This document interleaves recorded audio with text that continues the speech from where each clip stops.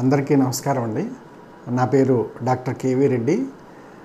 అంతర్జాతీయంగా అనేక దేశాలు అలాగే మన రాష్ట్రం, మన దేశంలోని అనేక రాష్ట్రాలు పర్యటించి వాస్తు జ్యోతిష్ శాస్త్రంలో అనేక పరిశోధనలు చేసిన సిద్ధాంతిగా ఈరోజు మీతో కరోనా వైరస్ గురించి కొన్ని విషయాలు పంచుకోవాలనుకుని మీ ముందుకు వచ్చాను.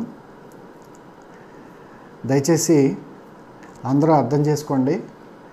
ఈరోజు కరోనా వైరస్ మహమ్మారి ప్రపంచవ్యాప్తంగా ప్రజల జీవితాలని అల్లకల్లోలం చేసేసి ఎప్పటికీ ఇది కంట్రోల్లోకి వస్తుంది అనే విషయంలో ఒక స్పష్టత లేకుండా అయోమయ స్థితిలో మనందరం ఉన్నామండి. నేను జ్యోతిష్ సిద్ధాంతిగా గతంలో అనేక విషయాలను ముందుగానే ప్రస్తావించి నా కస్టమర్స్ మన్నల్ని పొందిన సిద్ధాంతిగా మీ ముందు రాబోయే రోజుల్లో జరిగే పరిణామాల గురించి విపులీకరిస్తాను. గతంలో నేను వైఎస్ఆర్సీపీకి 144 సీట్లు వస్తాయని, అలాగే కొద్ది నెలల క్రితం జరిగిన ఢిల్లీ ఎలక్షన్స్లో 60 నుంచి 65 సీట్స్ ఆమ్ ఆద్మీ పార్టీకి వస్తాయని, ఇలా అనేక విషయాలు ముందుగానే చెప్పడం జరిగింది. అలాగే అమరావతి కూడా వాస్తరీత్యా సరైన అమరిక లేదని, విశాఖపట్నం రాజధానిగా ఉండటానికి 100% ఆస్కారం ఉందని ముందుగానే న్యూస్ ఛానల్స్లో ఇవ్వటం జరిగింది. అలాగే గత మార్చి ఏప్రిల్ నెలల్లో నా శ్రేయోభిలాషులకి, నా కస్టమర్స్కి అనేక విషయాలను నేను ముందుగానే ప్రకటించడం జరిగింది. అవన్నీ జరిగిన మీదట స్పష్టంగా మీకు కొన్ని విషయాలు చెప్పాలనుకున్నాను. ఉదాహరణకి నేను మార్చి 25వ తారీఖుని కరోనా వైరస్ ఎలాంటి విజృంభణ ఉంటుంది అన్న విషయంలో స్పష్టంగా చెప్పడం జరిగింది.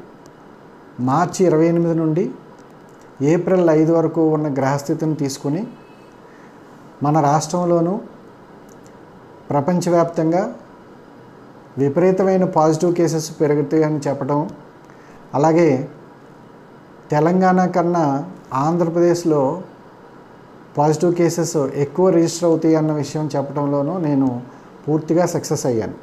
అలాగే శ్రీకాకుళంలో ఏ విధమైన కేసులు లేని సమయంలో కూడా ముందుగానే ప్రెడిక్ట్ చేసి ఏప్రిల్ ఎండింగ్ లోపల 3+ పాజిటివ్ కేసెస్ రిజిస్టర్ అవుతాయని చెప్పడం జరిగింది. వీటన్నిటి దృష్ట్యా మీ అందరికీ ఒక స్పష్టమైన విషయం చెప్పదలుచుకున్నానండి. మన రాష్ట్రంలో తూర్పుగోదావరి జిల్లాకి, అలాగే మన రాష్ట్రంలోనూ దేశంలోనూ రాజమండ్రికి ఒక విశిష్టమైన పేరు ప్రఖ్యాతులు ఉన్నాయి. అలాగే రాజమండ్రి ప్రజలు చాలా విజ్ఞతతో ఉంటారని మనందరికీ తెలుసు. ఈ విజ్ఞతని, రాజమండ్రి విశిష్టతని మనం కాపాడుకోవాలంటే కరోనా వైరస్ విషయంలో మనం మరింత జాగ్రత్తగా ఉండాలని నేను స్పష్టం చేయదలుచుకున్నాను. ఎందుకంటే ఈరోజు లాక్డౌన్ ఉందా లేదా అన్న సందిగ్ధతలో ఎవరికి వారే వారి సొంత అవసరాల నిమిత్తం, అంటే అత్యవసరం అయినా కాకపోయినా బయటకు వచ్చి వైరస్ వ్యాప్తికి కారణమవటం అన్నది అంత మంచి పద్ధతి కాదండి. దయచేసి అర్థం చేసుకోండి. రాజమండ్రికి పడమర వైపున గోదావరి ఉండటం వల్ల గొప్ప విశిష్టత వచ్చినా చాలా సందర్భాల్లో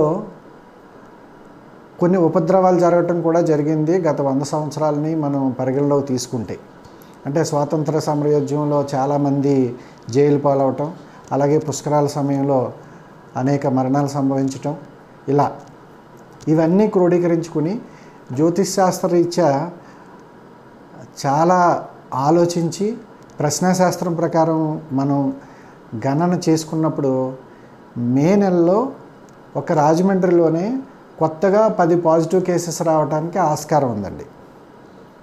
అందుకని 10 పాజిటివ్ కేసెస్ వచ్చినాయి అంటే అవన్నీ ఒక ఏరియాలోనే వస్తాయా లేదా డిఫరెంట్ ప్లేసెస్లో వస్తాయా అన్నది చూసుకోవాలి. డిఫరెంట్ ప్లేసెస్లో వచ్చినప్పుడు రాజమండ్రి మొత్తానికి రెడ్ జోన్గా ప్రకటించడం జరుగుతుంది.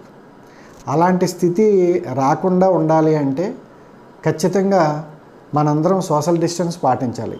ఈరోజు మార్కెట్లో షాపులు తీసుకోవడానికి గవర్నమెంట్ వారు పర్మిషన్ ఇచ్చిన అవసరం మేరకే అవి తీసి అవసరం మేరకే పబ్లిక్కి అందుబాటులో ఉంటే అన్ని విధాలా మంచిది. సోషల్ డిస్టెన్స్ ఖచ్చితంగా పాటించాలి. అలాగే మన జిల్లా మొత్తంలో మే ఎండింగ్ లోపల తూర్పుగోదావరి జిల్లాలో సుమారుగా 140 పాజిటివ్ కేసెస్ రిజిస్టర్ అవ్వడానికి ఆస్కారం ఉందండి. ఇక్కడ ఇంకో విషయం కూడా నేను చెప్పదలుచుకున్నాను. విజయనగరం జిల్లాలో ఇంతవరకు ఒక పాజిటివ్ కేసు కూడా లేదు. కానీ మే 10వ తారీఖు లోపల ఖచ్చితంగా ఒక కేసు అయినా రిజిస్టర్ అవుతుంది. అలాగే మే 30వ తారీఖు లోపల 10 కొత్త కేసులు పాజిటివ్ కేసెస్ రిజిస్టర్ అవ్వడానికి విజయనగరంలో ఆస్కారం ఉంది. అంటే ఈ కరోనా వైరస్ ఎలా వ్యాప్తిస్తుంది అన్నది అర్థం చేసుకునే లోపలనే మనందరి మీద దాడి చేయటం జరుగుతుంది. వీటన్నిటినీ దృష్టిలో పెట్టుకుని రాజమండ్రి ప్రజలకు అలాగే ప్రభుత్వ ప్రతినిధులకు ప్రింట్ అండ్ ఎలక్ట్రానిక్ మీడియా వారికి విలేకరులకు ముఖ్యంగా యువతీ యువకులకు 2 చేతులు జోడించి మీకు నమస్కారం చేస్తూ అభ్యర్థిస్తున్నానండి. రాబోయే రోజుల్లో రాజమండ్రిని లేదా తూర్పుగోదావరి జిల్లాని కరోనా రహిత ప్రాంతంగా మనం తీర్చిదిద్దుకోవాలంటే ఎవరికి వారు స్వయం క్రమశిక్షణ పాటించి సోషల్ డిస్టెన్స్ పాటించి కొన్ని త్యాగాలు చేయాలి. చెయ్యలేకపోతే ఎదురయ్యే పరిణామాలు కొంచెం ఇబ్బందికరంగానే ఉంటాయని చెప్పడంలో అతిశయోక్తి లేదు. దయచేసి ఇవన్నీ మీరు గమనిస్తారని సోషల్ డిస్టెన్స్ పాటిస్తారని హృదయపూర్వకంగా కోరుకుంటూ మరొక బులెటిన్లో మీ ముందుకు వస్తాను. నమస్కారం.